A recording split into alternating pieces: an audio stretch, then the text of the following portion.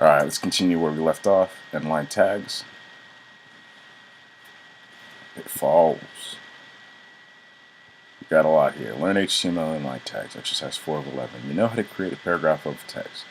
So it's enough to write your own book using HTML. Sometimes we need highlighted words in books like definitions or something. Unfortunately, you don't know how to highlight words in HTML. However, you're here.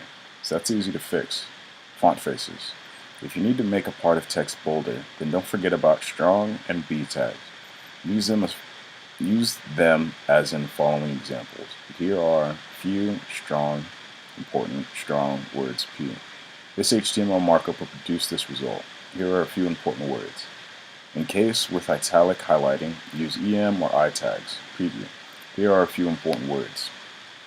B and strong, as well as I and EM, produce similar results in browsers. However, they aren't equivalent and interchangeable. B means just bold text. At the same time, strong is a tag of logical markup and highlights. The tag text, here again with I, means italic text, and EM for emotional highlighted words. Upper and lower indexes. An index relative to a text is the shift up or down of characters relative to the baseline. Depending on shifting, the index is called upper index or lower index. They are actively used in mathematics, physics, chemistry, and to designate units of measurement. Obviously, there are corresponding tags in HTML for lower and upper indexes. Upper index, lower index. The text placed in one of these containers is designated by a smaller size than the base text and shifted relative to the horizontal. Consider an example. The formula of sulfuric acid. Pythagoras theorem. Pythagorean. Yeah, I don't know what that means. Alright, preview. So this is transferring into this. This is just, I haven't seen, okay, a squared plus b squared equals c squared. It's just for triangles, I believe. Anyways, grouping inline elements. Sometimes you need to wrap some text or other elements in a tag which does not inherently represent anything. For example, for styling purposes, span tag is exactly for this purpose. It is a generic inline container for phrasing content which does not inherently represent anything. It can be used to group elements for styling purposes or because they share attribute values. It should be used only when no other semantic element is appropriate. Use span like this. Lorem ipsum span, dolor sit emet, consecutor abdabla elit p. For now, span may seem useless for you, but believe it's one of the most common usable tag in HTML. Pitfalls. Any number of spaces are displaced as one in the browser. These three paragraphs look exactly the same in the browser. P1, 2, 3, yada yada yada. They all look the same. HTML doesn't support hyphenation in words as text editors do. In other words, all words are written entirely without splitting them. Text takes up the whole width of the browser window. If you just write one long line in the HTML code, then in the browser it will be formatted so that text will fit the whole width of the window. If this text is wider than the browser's window, then a horizontal scroll bar would appear. You can use a special character entity references. You can define them like this. @name, where name is a name of entity reference. Here's a few of them. Double quotation marks, ampersand, apostrophe, less than equal sign, greater than sign. Read more about these entities here. Challenge. In this exercise, you need to create 5 paragraphs of any text and use strong, EM, and sub, and span tag in these paragraphs. 1 tag per paragraph. If you did this, check your solution with learnyouhtml verify index.html to access a specific file. So we'll just go off of this example, more or less, to just kind of write a little bit of words, have the strong open and closing, and then the outside. So let's do lorem. If it ain't broke, don't fix it. Let's do lorem ipsum Delore, sit mf. We'll look for the whole thing. Alright, just copy this. Not sure whether or not they want us to get rid of the image, but find that out in a sec. Key.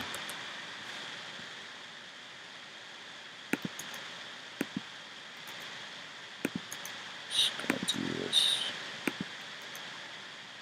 quick.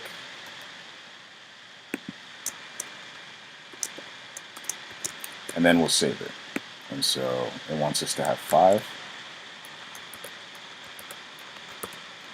4. It should be 1, 2, 3, 4, 5. And we'll do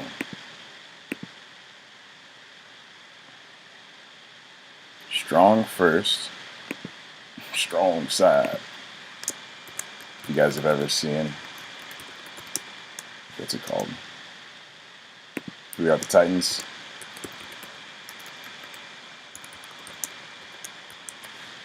Old movie. Not really old, but old for me.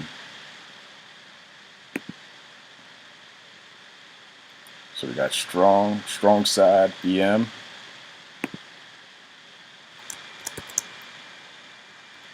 Not closing these? Yeah, always make sure you have the backslash at the end. This is very important to show that it's closing the tag. Alright, /EM.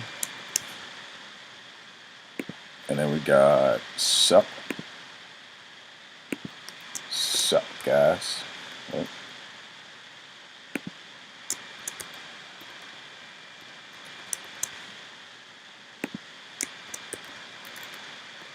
SUP. And then we have sub. Don't need that. Actually quit. Sub. Save it. And then our last tag will be span. And backslash, splash. Alright. Let's see how this looks. Reload this. Man. Okay. So, this is our image, and these would be our 5 different paragraphs. We got strong, and the rest of them. So, this should run, hopefully, unless it wants us to get rid of the image, like it did for the last challenge. Key, text, image, your attempt, solution. Yep, so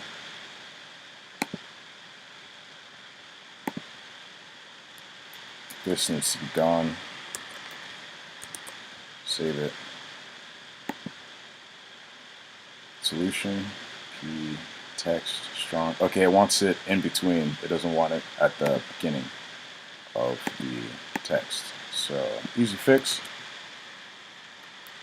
Just paste it. We'll just do it at the last, first and last.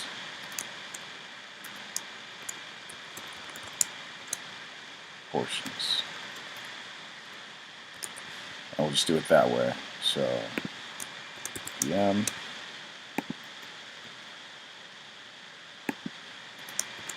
PM.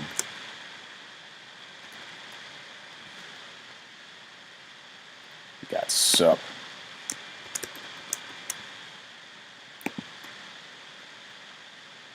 And sup. Sub.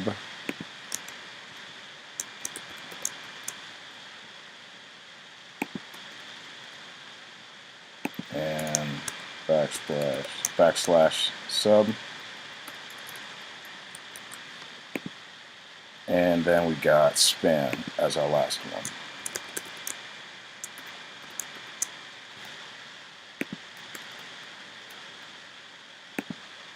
Leave.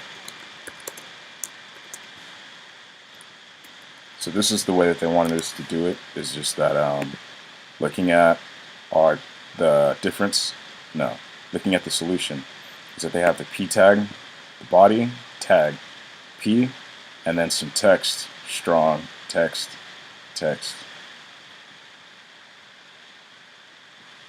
Yeah, well, it just seems like they want some text first, and then they want the strong tag second. So, no worries.